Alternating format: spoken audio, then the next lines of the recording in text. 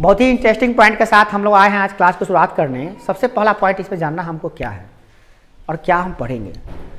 अवतल दर्पण जो होता है ना, उसमें अगर हम जानना चाहते हैं किसी वस्तु का प्रतिबिंब कहाँ बनेगा, या उत्तल दर्पण में जानना चाहते हैं किसी वस्तु को कहाँ रखेंगे तो प्रतिबिंब कहाँ बनेगा, इसके लिए 3 पॉइंट आपको जानना जरूरी है। 3 पॉइंट, वो 3 पॉइंट क्या है जो आपको जानना बहुत जरूरी है। तो सबसे पहला पॉइंट क्या है कि यदि प्रधान अक्ष के समानांतर आने वाली जो प्रकाश की किरणें होती हैं वो गोलीय दर्पण से परावर्तन के बाद फोकस से होकर गुजरती हैं। इसका मतलब क्या होता है, देखिए एक कोई दर्पण ले लेते हैं। फिलहाल में हम अवतल दर्पण लेते हैं क्योंकि अवतल दर्पण की ही बात करने जा रहे हैं। ओके, अवतल दर्पण लेते हैं। तो अवतल दर्पण को हम रजतीत कर लेते हैं, यानी कि रंग लेते हैं। इसका नाम हम लोग क्या देते हैं, एम डैश, एम और एम डैश। और इसमें एक प्रधान अक्ष खींचते हैं हम लोग, ये प्रधान अक्ष है और ये होता है ध्रुव, यहाँ पे होता है फोकस और ये होता है वक्रता केंद्र। तो जब कभी इसमें याद रखिए, जब कभी प्रकाश की किरणें समानांतर आती हैं, किसके समानांतर, तो प्रधान अक्ष के समानांतर। प्रधान अक्ष के समानांतर ऐसे जाएगी तो दर्पण से परावर्तन के बाद फोकस से होकर गुजरेगी। ये फोकस से होकर ही गुजरेगी, ऐसे जाएगी और फोकस से होकर गुजर जाएगी। ठीक है, कोई भी किरण हो, समानांतर हो, किसके समानांतर, प्रधान अक्ष के समांतर हो तो जाएगी और गुजरेगी कहाँ से, फोकस से ही गुजरेगी। ठीक है, यहाँ फोकस पे दिखाई नहीं दे रहा थोड़ा सा, यहाँ देखिए ये भी प्रकाश की किरण ऐसे जाएगी समानांतर और गुजरेगी कहाँ से, फोकस से गुजरेगी। फिर ये समानांतर किरण, ये किरण जाएगी और कहाँ से गुजरेगी, फोकस से गुजरेगी।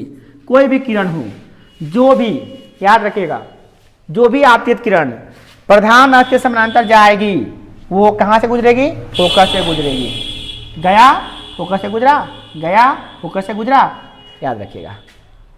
जाएगी समानांतर, समांतर आएगी फोकस से, जाएगी समांतर आएगी फोकस से। पहला पॉइंट। दूसरा पॉइंट ठीक इसका उल्टा क्या है, फोकस से जाने वाली आपतित किरण गोलीय दर्पण से परावर्तन के बाद परावर्तित किरण प्रधान अक्ष के समानांतर होती है। इसका मतलब क्या है, कोई भी वही गोलीय दर्पण है, गोलीय दर्पण में हम क्या ले लिए हैं, कौन दर्पण, अवतल दर्पण। कौन दर्पण लिए है, अवतल दर्पण। ये क्या है बताओ, प्रधान अक्ष। ये क्या है, ध्रुव। ये क्या है, फोकस। ये क्या है, वक्रता केंद्र। तो कोई भी किरण अगर फोकस से जाती है, फोकस से गई, हम फोकस से गुजारे, जाओ फोकस से, गया तो है फोकस से मगर आएगा कैसे, समांतर। जाएगी फोकस से तो कैसे निकलेगी, फोकस से कहें इसको, तुम इसको कहें कि तुम भी जाओ फोकस से, तो फोकस से जाएगा, कोई बात नहीं है, वो निकलेगा कैसे, निकलेगा समांतर। किसके समांतर, प्रधान अक्ष के। इसको कहे जाओ, तुम भी जाओ फोकस से, तो ठीक है जाएंगे, फोकस से हम जाने के लिए दिक्कत नहीं, जाएंगे, मैं निकलेगा कैसे, समांतर। नियम है। ओके, फोकस से जाएंगे तो समांतर आएंगे। यो कहा जाओ तुम भी फोकस से जाओ, फोकस से जाएंगे समांतर आएंगे। दिक्कत उसमें क्या था, पहला नंबर में समांतर जाएंगे तो फोकस से आएंगे, इसमें क्या है, फोकस से जाएंगे तो समांतर आएंगे। ठीक है, ये 2 केसेस, 2 याद रखें, 2 रूल्स हैं, ये दोनों रूल्स हैं, बदलते नहीं है, गोली दर्पण में लगते हैं ये। नेक्स्ट तीसरा नंबर क्या है, वक्रता केंद्र से जाएगा, वक्रता केंद्र पर आएगा। इसका देखिए, वक्रता केंद्र से गुजरने वाली प्रकाशित किरण गोलीय दर्पण से परावर्तन के बाद वक्रता केंद्र से ही गुजरती है। मतलब एक अवतल दर्पण ले लिए, यह है अवतल दर्पण। क्या है, अवतल दर्पण। और इस अवतल दर्पण में ये क्या है, प्रधान अक्ष। क्या है, प्रधान। ये क्या है, ये क्या है, ये क्या है, वक्रता केंद्र। तो अगर कहा कि तू वक्रता केंद्र से जाओगे, वक्रता केंद्र से गया तो वक्रता केंद्र पर आओगे। ठीक है, वक्रता केंद्र पर जाओगे, जाओ, मगर तुमको आना किस पे पड़ेगा, वक्रता केंद्र पर ही आना पड़ेगा। ये हम कह रहे हैं, ये रूल कह रहा है, हम नहीं कह रहे हैं। ठीक है, 3 चीज याद रहेगा, फिर से याद कराते हैं। समानांतर जाएगा, समानांतर जाएगा, फोकस से जाएगा, फोकस से आएगा जाएगा, और वक्रता केंद्र पे जाएगा। तीन बातें एकदम दिमाग में सेट हो गया। अब आपको दिक्कत नहीं होगी, अब आप आराम से समझ सकते हैं। तीन बातें समझ गए तो आपको खींचना आसान हो गया आपको एक। ओके, चलिए बात करते हैं आगे। तीन केसेस हम लोग पढ़े थे, जो पीछे वाले वीडियो में हम लोग देखें। तीन केस से तीन हम पढ़ लिए। कब? फिर से याद कराते हैं। अगर वस्तु को अनंत पे रखते हैं तो उसका प्रतिबिंब कहाँ बनता है? फोकस पर बनता है, और वो वास्तविक उल्टा एवं वस्तु से बहुत छोटा बनता है, इतना छोटा कि देख नहीं सकते हैं, छोटा बिंदु के आकार का। दूसरा नंबर केस, जब वस्तु को अनंत और वक्रता केंद्र के बीच रखते हैं, कहाँ रखते हैं?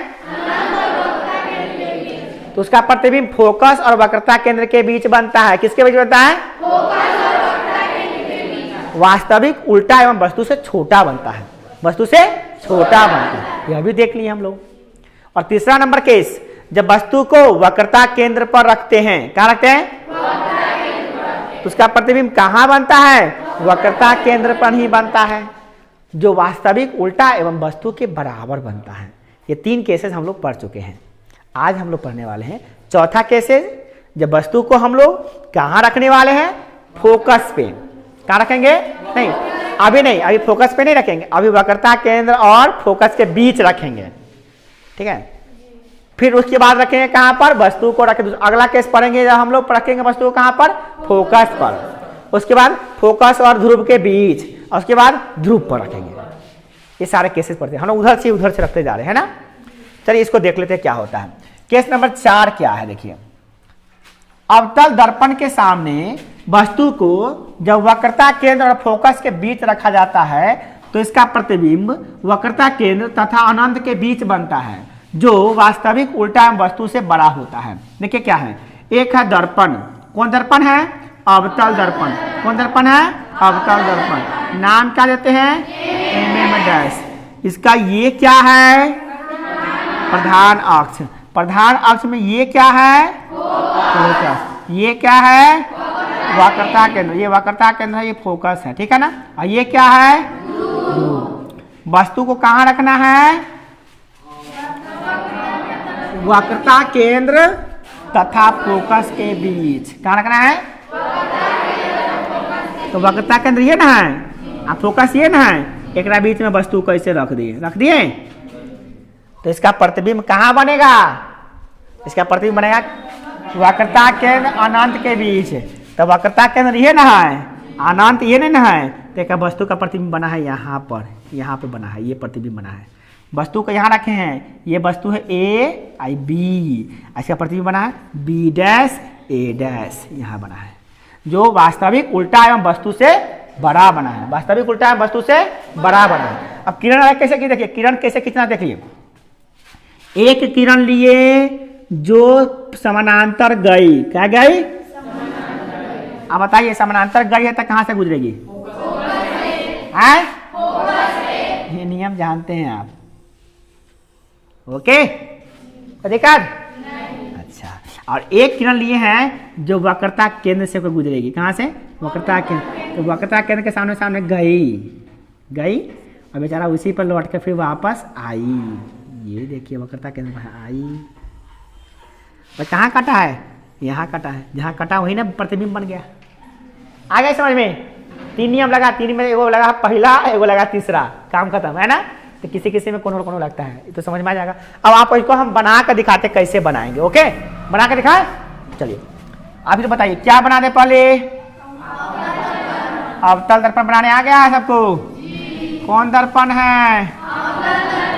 बहुत मजा आ रहा है, मगर जैया पूछेंगे ना उन्हें कहिएगा कोई दर्पण है ये नहीं है, ये तो कोई पहला देखे हैं। ये क्या है? प्रधान अक्ष। ये क्या है? ये क्या है? ये क्या है? वस्तु को कहाँ रखना है? वक्रता केंद्र फोकस के वस्तु को यहाँ रख दिए। ओके, वस्तु का नाम क्या दिए हैं?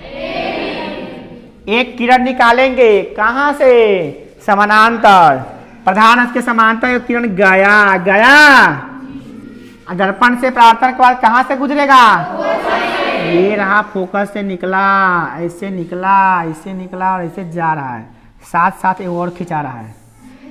इसको हटा देते हैं भैया, तू हट जाओ। हाँ हो गया। अच्छा ये तो समझ में आ गया, कोई दिक्कत नहीं है। अब एक बात और है कि एक किरण हम खींचेंगे जो वक्रता केंद्र से होकर जाने वाली, तो ये वाला खींचेंगे, ऐसे वाला, ऐसे जाएगी और ऐसे ऐसे ऐसे ऐसे आएगी। ओके, तो ऐसे जाएगी, ऐसे गई, आप इस तरह से, उसी पर वक्रता केंद्र पर है, फिर वापस आएगी, ऐसे आएगी और यहाँ पे काटेगी, यहाँ पर काटेगी। और हम जानते हैं कि दर्पण से परावर्तित किरणें जहाँ काटती है वही बनता है प्रतिबिंब। क्या बनता है, प्रतिबिंब। इसका प्रतिबिंब यहाँ पे बना है, यहाँ पे इसका प्रतिबिंब बना है, यहाँ पे इसका बी यानी पैर नीचे है, माथा नीचे, पैर ऊपर हो गया। वास्तविक है, उल्टा है, वस्तु से बड़ा है। आया कि नहीं आया, सो बताओ। आ गया, समझ में आ गया, कितना आसानी समझ में आ गया। यही होता है, अगर तो बहुत आसानी से समझ लें। अब जो है अगला स्थिति क्या है, जब अवतल दर्पण के सामने वस्तु को रखेंगे हम लोग फोकस पे, कहाँ पे रखने वाले हैं, फोकस पे। जब अवतल दर्पण के सामने वस्तु को रखते हैं कहाँ पर, फोकस पर, कहाँ रखते हैं, फोकस पर, तो उसका प्रतिबिंब जो बनता है वो कहाँ बनता है, अनंत पर, जो वास्तविक उल्टा और वस्तु से बड़ा बनता है। ध्यान दीजिएगा, वास्तविक उल्टा और वस्तु से तो कैसे बनाया, देखिए ये है एक अवतल दर्पण, क्या है, एम, ये एनसीईआरटी के चित्र है, एनसीईआरटी जो किताब है उसी का चित्र है ये। अच्छा, और यहाँ पे एक है प्रधान अक्ष, ये है प्रधान अक्ष, ये है ध्रुव, क्या है, ये क्या है, फोकस, ये क्या है, वक्रता केंद्र। वस्तु को रखा गया कहाँ पे, फोकस पे, ए और बी बगल में दे दिया है ना, ठीक है, बी बगल में दे दिया है, ए बी वस्तु है, फोकसे पे है तो फोकस से लगना होगा, है ना। अब एक किरण लिए हैं वस्तु के समानांतर, प्रधान अक्ष के समांतर, और कहाँ से समांतर गई है तो कहाँ से गुजरेगी, फोकस पर गुजरी है, और एक वक्रता केंद्र से जाएगी, फिर वक्रता केंद्र पर ही आएगी, और दोनों समानांतर है। समांतर किरणें कहाँ मिलेगी, अनंत पर मिलेगी, तो क्या प्रतिबिंब कहाँ बनेगा, अनंत पे बनेगा। हो गया, जो वास्तविक होगा उल्टा होगा, वस्तु से बहुत बड़ा होगा। हो गया, उसको पर्दे पर प्राप्त नहीं कर सकते, इसलिए प्रतिबिंब नहीं दिखाई दे रहा है, वो अनंत पे बनेगा तो कहाँ दिखाई देगा, है ना, दिक्कत नहीं ना। बनाए, चित्र बना दें, चलिए बनाते हैं, देखिए बनाते हैं कैसे बनता है, देखिए अब बनाते हैं क्या, एक बनाते हैं हम लोग, कौन दर्पण, अवतल दर्पण बनाते हैं। ओके, अवतल दर्पण को रंगते हैं, रंग दिए, और इसको क्या खींच दिए, एक ये क्या है, ये क्या है, ये क्या है, ये क्या है, ओके। अब हम रखते हैं वस्तु को, वस्तु को कहाँ रखने वाले हैं, वस्तु को रखने वाले हैं फोकस, ये रहा वस्तु, वस्तु को रखते हैं कहाँ पे, फोकस पे।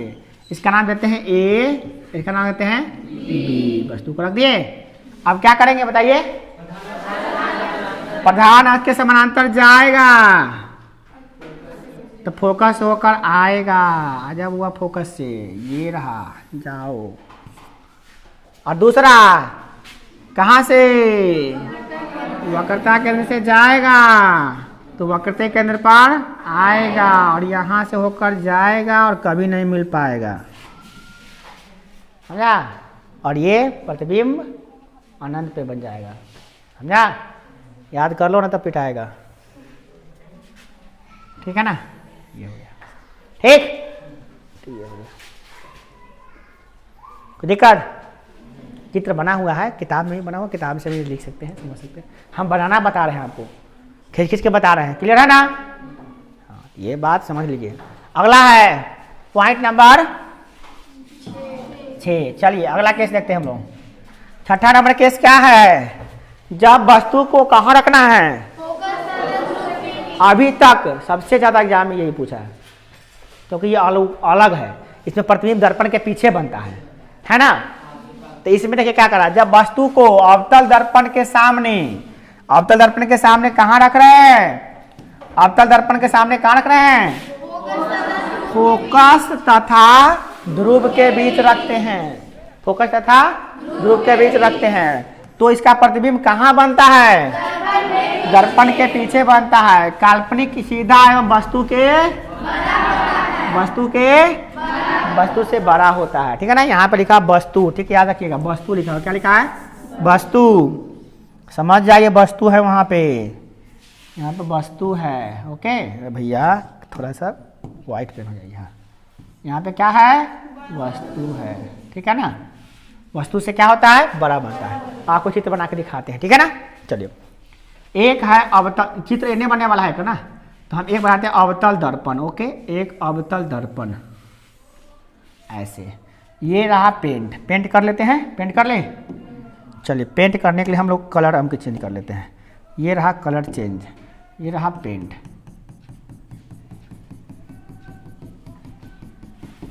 अरे बहुत अच्छा से पेंटिंग कर दी।